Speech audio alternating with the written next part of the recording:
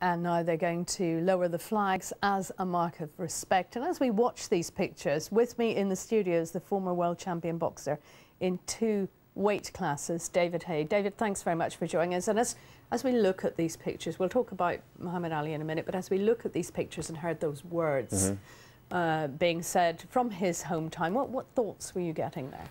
You know, the mayor did a great job, you know, summarising, you know, what Muhammad Ali meant inside and outside of the ring. You know, his humanitarian work, what he believed in, you know, what his whole ethos of us all being one people and to love everybody. And it's really nice to see that the world has recognised his greatness inside and outside of the ring.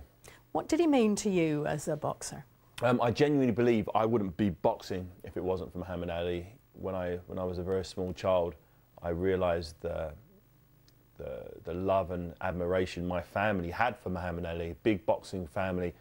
No one boxed, but they were big fans of boxing, and I believe that was directly because of Muhammad Ali. So growing up as a 3 or 4-year-old, I'm hearing Muhammad Ali, watch this videotape of him beating George Foreman or Frazier, and I'm watching it and I'm learning. You know, I wanted to have what Muhammad Ali had. I wanted to. He was the pinnacle of what a boxer could be. And because he'd done it, did you feel that you could achieve it as well? Yeah, for sure. You know, I came from humble beginnings as he did, and he showed that, you know, hard work, focus, and dedicating your life to something, you know, anything's achievable. So my goal was to do what he did, become the heavyweight champion of the world. And I had the opportunity to fight for the heavyweight championship when I was 28 years old, and I was fighting a guy who weighed 100 pounds more than me. And the only thing I could think of going into that fight was, how would Muhammad Ali beat this guy? If Muhammad Ali's the greatest, which I truly believe he is, how would he have beat this 7-foot giant? And it was to move, it was to dance, it was to use your feet, use lateral movement, move your head, punch without getting hit back.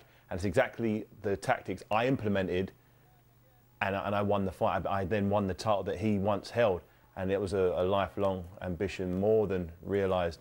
And it was down to watching and studying Muhammad Ali for many, many years. What was different about him? Because there have been lots of boxers. There's been many. What's been different about him?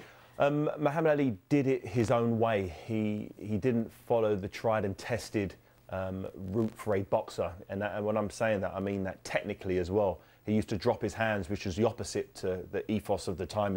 It was a high-held guard to defend yourself. He used to the opposite. He used to drop his hands and use athleticism. He used to use speed, timing, reflexes. And this is at a time when people didn't do that. And he coined the phrase float like a butterfly and sting like a bee. And that's how he fought. He used to wind his opponents up in the ring. He used to get them irate and force them to throw lots of combinations and punches. But he was expecting all of this, and he practiced his defense of talking to them halfway through a combination, wearing them out, slowing them down, and then using his superior speed and athleticism and toughness to get by. You can see some of the shots he's taken over years. That was in the 15th round of a fight against Joe Frazier there. Here's him beating George Foreman. You know, and at the time, George Foreman was a huge favourite to beat him. He was a massive underdog going into Zaire, Africa. At the time, George Foreman was unbeaten. He was bigger, stronger in every department.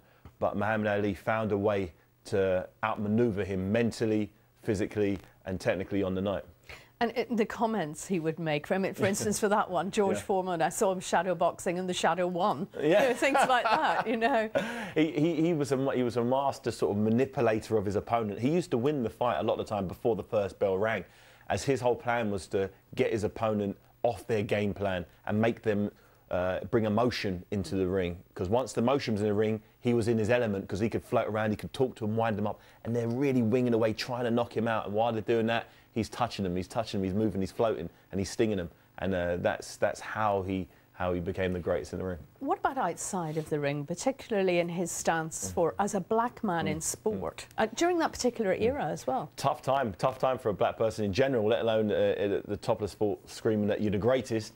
You know, for me, one of the biggest stances he made was to refuse to go to the Vietnam War. Very unpopular decision at that time.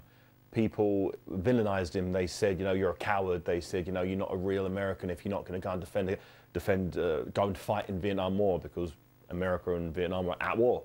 He didn't understand it. He didn't believe in it, and he took a stance so strong that he was willing to go in front of a machine gun fire for his beliefs.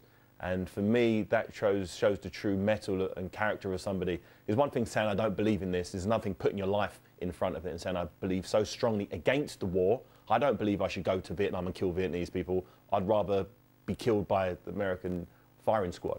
And he believed that. And as a result, he was stripped of his title and not allowed to box for 3.5 years of his prime years as an athlete. And years later, looking back, it was the best decision he could have made. Looking back, I don't know what that war was about. Why was America over there killing Vietnamese people? But he saw it at the time, and he put his life on the line for his beliefs, and not many people, not only sportsmen, people in general, would be willing to do that. What about his ethos and the influence he's had on generations of boxers since? Because his entry into the sport really changed the way it was seen. It was seen more of an entertainment. He took it from sport. He then had all the celebrities, you know, Frank Sinatra, Rat Pack was there, Elvis, you know, everybody, all of the Hollywood elite would want to be associated with Ali because he was so high profile. He was the greatest, and he changed boxing. If you look at the ringside around his fights, it's the who's who of the elite of the time. It's a bit like that now, isn't it? People are attracted. He's changed it. He's changed it from a sort of spit and sawdust. No real characters. He brought the entertainment value into it. He brought the showmanship, the big entrances, the big costumes. He used to come into the ring with, like Elvis-like robes. And, I was at the Muhammad Ali exhibition at the O2 Arena and looking at some of his outfits, and it was absolutely amazing. There really was. And he was the first guy to really bring that showmanship and panache to boxing. Just a final thought, David. You've named your son after him. I did, yeah. Cassius, my son, Cassius Hay, obviously. Very close to Cassius Clay. Very close to it, very close to it. And obviously being a huge fan of Muhammad Ali, and obviously before he converted to Islam, his name was Muhammad Ali, Cassius Clay. So my first son, I always wanted his name to be Cassius, and it suits well. And hopefully he can have some of that Cassius magic. David, thank you very much for coming in. Thank you.